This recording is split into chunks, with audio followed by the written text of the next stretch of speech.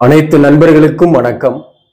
உங்கள் ஆஸ்ட்ரோ பழனிசுவாமிகள் பேசுகிறேன். இந்த காணொளியில தனுசு ராசிக்கு மே மாதம் எப்படி இருக்கும் என்பதை பற்றி பொது பலனாக பார்க்கலாம். இந்த தனுசு ராசியை பொறுத்தவரையிலும் கடந்த காலத்துல 7.5 சனியோட கடுமையான பாதிப்பிலிருந்து இப்பதான் வெளியே வந்திருக்கீங்க. சில பேருக்கு அது இன்னும் தாக்கம் இருக்குன்னே சில பேருக்கு அப்படி நினைக்கக்கூடிய சூழ்நிலை இருக்கு. சரியான ஒரு முன்னேற்றம் இல்லை. திருமண வாழ்க்கையில சில பேருக்குலாம் பிரச்சனைகள் இருக்கு. அப்படிப்பட்டவர்களுக்கெல்லாம் பாத்தீங்கன்னாக்க இந்த மாதம் எப்படி இருக்கும். அதே போல இந்த திருமண வாழ்க்கை என்பது பிரிந்திருக்கக்கூடிய கணவன் மனைவி பொறுத்தவரையிலும் குறிப்பா உங்க சுய ஜாதகத்தை செக் பண்ணிக்கணும். உங்க சுய ஜாதகத்துல கலஸ்தர தோஷமோ தார தோஷமோ இருக்கு அப்படின்னாக்க அவர்களுக்கு மறுமணம் ஏற்படக்கூடிய வாய்ப்பு தான் மிக அதிகம். அப்படி இல்லைனாக்க இந்த காலகட்டத்தை பொறுத்தவரையில இந்த குரு உங்களுக்கு 6ஆம் இடத்துக்கு வரக்கூடிய மாதம் இந்த மாதம். அதனால முயற்சி செய்யலாம் சேர்றதுக்கு. ஒரு பஞ்சாயத்து ஒரு பைசல்ல உங்களுக்கு சாதகமா வரும். அல்லது ஒரு வழக்குல போய் இருக்கிறீங்க, கோர்ட்டு கேஸ்ல இருக்குன்னாக்க அதுல கூட உங்களுக்கு ஒரு சாதகமா வரக்கூடிய வாய்ப்புகள் அந்த மாதத்தை பொறுத்தவரையில உண்டு. மேலும் இந்த பிரியாம நார்மலா கணவன் மனைவியா இருக்கக்கூடியவங்க மனஸ்தாபத்தோடு இருந்துட்டு இருக்கீங்கன்னா கூட இந்த காலகட்டத்தை பொறுத்தவரை பெரிய அளவுக்கு பாதிப்பு இல்லை. ஒரு அந்யோன்யம் இருக்கும். வேலை விஷயமா பொறுத்தவரையிலும் பாத்தீங்கன்னாக்க இடமாற்றம் இந்த காலகட்டத்தில் வரும். அதை எடுத்துக்கலாமா அப்படின்ற விஷயத்தையும் நம்ம இந்த பதிவுல டீட்டெயிலா பார்க்கலாம். இந்த ராசிக்கு 9ஆம் அதிபதியாக வரக்கூடிய சூரியன் மாதத்தோட முதல் 13 நாள் ராசிக்கு 5ஆம் இடத்துல இருக்கிறார். 5ஆம் பாவகத்துல சுக்கிரனோட சூரியன் இருக்கிறது பாத்தீங்கன்னாக்க நீண்ட நாளாக இழுபறியில் இருந்த ஒரு விஷயம் முடியக்கூடிய மாதம் தான் இந்த மாதம். அது வேலை வாய்ப்பா இருக்கலாம், அல்லது வழக்குகளாக இருக்கலாம், அல்லது ஒரு வீடு மாற்ற சிந்தனை இருக்கோ அது வீடு மாற்றலாமா அப்படின்ற எண்ணங்கள்ல ஒரு தெளிவான முடிவு எடுப்பீங்க. வீடு சொத்து இவற்றில் இருக்கக்கூடிய பிரச்சனைகளுக்கு முடிவுகள் தெரியும். இப்படி ஏதோ ஒரு வகையில பூர்வீக சம்பந்தமான சில பிரச்சனைகள் கூட இருக்கும். அதுல ஒரு முடிவுகள் கிடைக்கக்கூடிய மாதம் தான் இந்த மாதத்தை பொறுத்தவரையிலும். நீங்க அதுக்கு எடுக்கணும் ஏதாவது முயற்சி. அந்த முயற்சி எடுத்தீங்கன்னா அது சக்சஸ் ஆகும். 5ஆம் இடத்துல சூரியன் சுக்கிரன் இருக்கிறது. இன்னொரு பக்கம் பாத்தீங்கன்னா கோபம் டென்ஷன் இருக்கும். உங்களுடைய கோபம் டென்ஷனால காரியத்துக்கு எடுத்துக்காம இருந்தீங்கன்னாக்க இந்த மாதம் ஒரு சிறப்பான மாதம் தான். அதே போல பாத்தீங்கன்னாக்க மாதத்தோட தொடக்கத்திலையும் சரி கடைசி வரலுமே ராகு செவ்வாய் சேர்க்கை 4ஆம் பாவகத்துல. குரு பகவானும் மே 1ஆம் தேதியிலிருந்து உங்க ராசிக்கு 6ஆம் இடத்துக்கு வராரு. குரு 6ஆம் இடத்துக்கு வர்றதுனால என்ன விதமான பாதிப்புகள் என்ன விதமான நன்மைகள் ஏற்கனவே வீடியோக்கள் கூட போட்டிருக்கிறேன். இந்த 4ஆம் பாவகத்துல ராகு செவ்வாய் சேர்க்கை என்பது ஒரு நெகட்டிவான அமைப்பு தான். உடல்நலம் விஷயத்துல கவனம் செலுத்திக்கணும். குறிப்பா வயிறு சம்பந்தமான பிரச்சனை வர்றதுக்கு நிறைய வாய்ப்பு உண்டு. அஜீர்ணம் ஆவறது, கேஸ்ட்ரிக் ப்ராப்ளம், அதே போல ஆசனவாய் சம்பந்தமான பிரச்சனைகள் வரக்கூடிய வாய்ப்பெல்லாம் இந்த காலகட்டத்தில் உண்டு. உணவு விஷயத்துல கவனம் செலுத்திங்க. வாக்கிங் போங்க, எக்ஸசைஸ் பண்ணுங்க.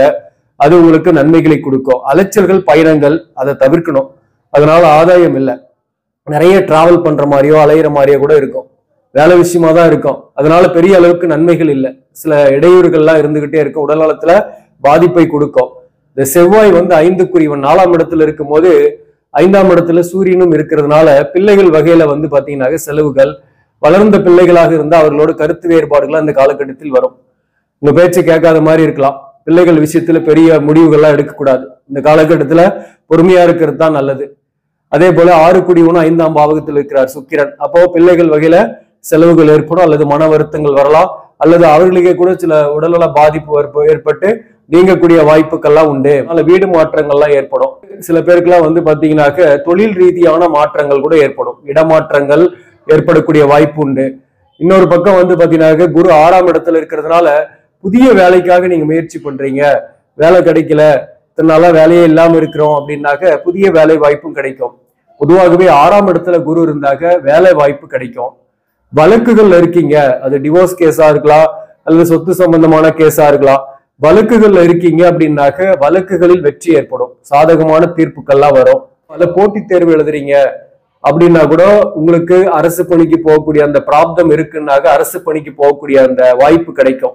இந்த வருஷத்தை பொறுத்தவரை வேலையெல்லாம் நல்லா இருக்கு. வேலை வாய்ப்புக்கு நல்லா போகக்கூடிய வாய்ப்பு நிறையவே இருக்கு இந்த குரு பகவானால். ஆனா உடல் நலத்தை பாதிக்கும். ஒரு வீடு சொத்து வகையில கடன் ஏற்படும். சில பேருக்கு ஒண்ணு வீடு வாங்கலாம், அல்லது ஆல்ட்ரேஷன் பண்ணலாம், அல்லது மாத்தி அமைக்கலாம்ன்ற எண்ணங்கள்லாம் வரும். அப்போ பேங்க் லோன் கேட்டிருந்தீங்கன்னா பேங்க் லோன் கிடைக்கும். கடன் வாங்கக்கூடிய சூழ்நிலையும் ஏற்படும். அப்போ கடன் ஒரு அளவோடு வாங்கிக்கிட்டீங்கன்னா எந்த பிரச்சனையும் கிடையாது. வருமானம் வரும். செய்யக்கூடிய தொழில் மூலம் தன லாபங்கள்லாம் உண்டு. பிசினஸ் பண்ணக்கூடியவர்களுக்கு குறிப்பா வந்து இந்த நேரத்துல தொழில் மூலம் நல்லாவே லாபம் வரும். அதே போல போட்டியாளர்களை சமாளிச்சு வெற்றி அடைவீங்க. குறிப்பா வந்து போட்டியாளர்களை சமாளிக்கிறதுக்கு ஏதோ ஒரு வகையில புதுமையை செய்து உங்க தொழிலை இம்ப்ரூவ்மெண்ட் எல்லாம் பண்ணக்கூடிய காலகட்டம் தான். அதனால பயப்பட வேண்டியதில்லை. மேலும் வந்து இந்த குரு 6ஆம் இடத்துல இருக்கிறதுனால முக்கியமா சில வம்பு வழக்குகள்லாம் உங்களை தேடி கூட வரும், பகை வரும், கருத்து வேறுபாடுகள் வரும். ஏன்னா ராசியாதிபதி 6ஆம் இடத்துல இருக்கும்போது மன கவலைகள் இருக்கும். ஏதோ ஒரு கவலை உங்களை சூழ்ந்துட்டு இருக்கும். எல்லாம் இருந்தும் ஏதோ ஒரு கவலை இருக்கிற மாதிரி ஏதாவது ஒன்று நினைச்சு வருத்தப்பட்டுட்டு இருப்பீங்க. அதை வந்து ஸ்டாப் பண்ணிக்கிங்க. கண்டிப்பா ஹாப்பியா இருங்க. கண்டிப்பா உடம்பும் நல்லா இருக்கும். 6ஆம் இடத்துல குரு இருக்கிறதுனால வந்து பாத்தீங்கன்னா கடனுடைய அளவு வந்து எப்பயுமே மானிட்டர் பண்ணிட்டே இருங்க. கடன் அதிகமா போச்சுன்னா அதுவே பெரிய மன அழுத்தத்தை ஏற்படுத்திடும். கடன் எல்லாம் கிடைக்கும், உங்களை தேடி வந்தே கூட கடன் கொடுப்பாங்க. ஆனா நீங்க எல்லாத்துக்கும் உடன்படக்கூடாது. தேவைக்கேற்ப கடன் வாங்கலாம் ஒரு முன்னேற்றத்திற்கு. தேவையில்லாத விஷயத்துக்கு கடன் வாங்கி அதை இஎம்ஐ போட்டு வாங்கிட்டு கஷ்டப்படாதீங்க. அது ரொம்ப ரொம்ப முக்கியமான ஒரு விஷயம். அதே போல பாத்தீங்கன்னாக்க உடல் நலத்துல கவனம் செலுத்திக்கணும். அதே போல இந்த குருவோட பார்வை 10ஆம் பாவகத்தில் இருக்கக்கூடிய கேதுவுக்கு விழுது. தொழில ஒரு அன்சாட்டிஸ்பேக்ஷன் இருந்த சூழ்நிலை மாறும். அரசு பணியில் இருக்கிறீங்க அப்படின்னா கூட இந்த நேரத்துல ஒரு நல்ல செய்தி வரத்துக்கு வாய்ப்பு உண்டு. குறிப்பா வந்து ஒரு ஊதிய உயர்வோட அல்லது பதவி உயர்வோட ஒரு இடமாற்றம் கிடைக்கிறது, அல்லது டிபார்ட்மெண்ட் சேஞ்ச் ஆகிறதுக்கான வாய்ப்புலாம் ஒரு நல்ல செய்தி இந்த மாதத்தோட இறுதியில உங்களுக்கு உண்டு. மே மாதம் 14ஆம் தேதியிலிருந்து இந்த சூரியன் உங்க ராசிக்கு 6ஆம் இடத்துக்கு வந்து குருவை அஸ்தங்கப்படுத்துறாரு. 4ஆம் பாவகத்தில் இருந்து வந்த புதனும் 5ஆம் இடத்துல சுக்கிரன் புதன் சேர்க்கை ஏற்படும். அப்போ வந்து எதிர்ப்பாளினரால கூட ஒரு நன்மைகள் உண்டு. அவங்களால வந்து பெரிய அளவுக்கு பாதிப்பு இருக்காது. பெண்களால பாதிப்பு இருக்காது, அல்லது ஒர்க் பண்ற இடத்துல ஆண்களால பிரச்சனை இல்லாம நிம்மதியா இருப்பீங்க. அதே போல இந்த 6ஆம் பாவகத்துல சூரியன் குரு சேர்க்கை என்பது சிவராஜ் யோகத்தை ஏற்படுத்தக்கூடிய அமைப்பு. 9 6ஆம் இடத்துல இருந்தாக தந்தைக்கு மட்டும் உடல்நலத்துல பாதிப்பு வந்து போகும், அல்லது தந்தையின் உறவுகளால சில மன வருத்தங்கள், கருத்து வேறுபாடுகள் ஏற்படலாம். அதே போல 6ஆம் இடத்துல சூரியன் குரு சேர்க்கை என்பது வேலை இல்லாதவர்களுக்கு வேலை கிடைக்கும், உயர் பதவி சில பேருக்கு போகக்கூடிய சூழ்நிலை ஏற்படும். அதே போல வழக்குகளில் நல்ல சாதகமான தீர்ப்பு வரும்.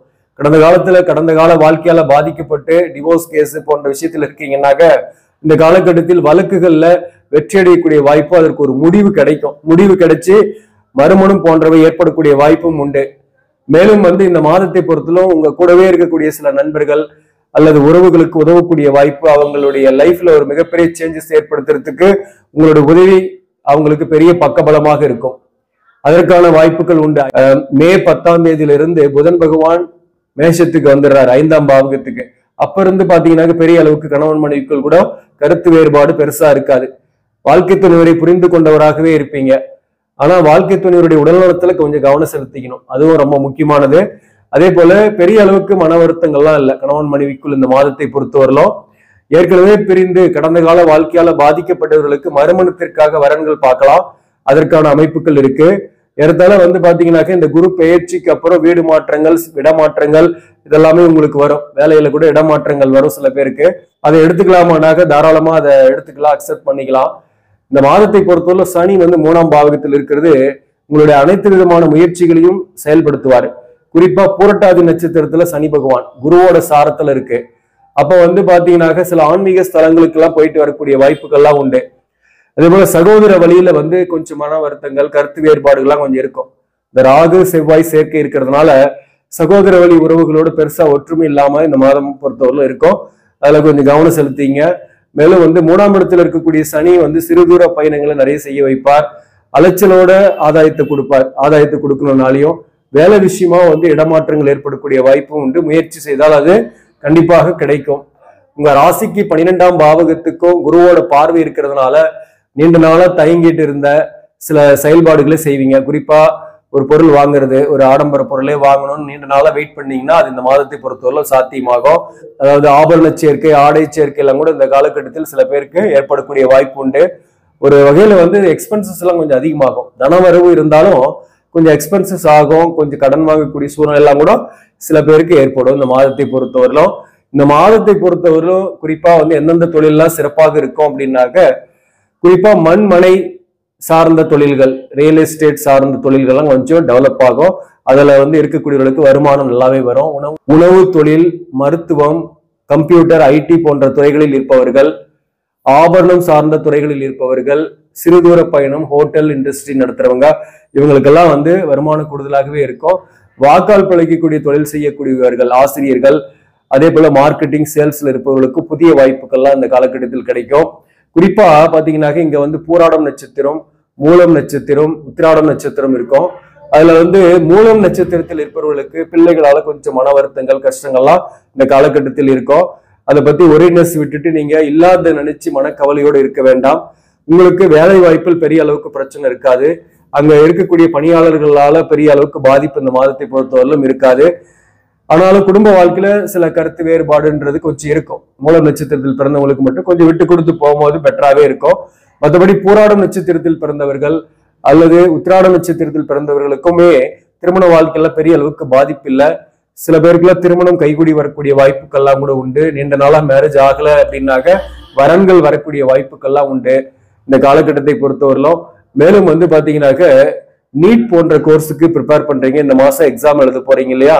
அப்படிப்பட்ட மாணவர்கள் உங்க சுய ஜாதகத்தின்படி மருத்துவம் போறதுக்கான பிராப்தங்கள் இருக்குன்னாக்க அவர்களுக்கு ஒரு நல்ல குவாலிஃபைட் ஆகிறதுக்கு கூட வாய்ப்புகள் நிறையவே உண்டு.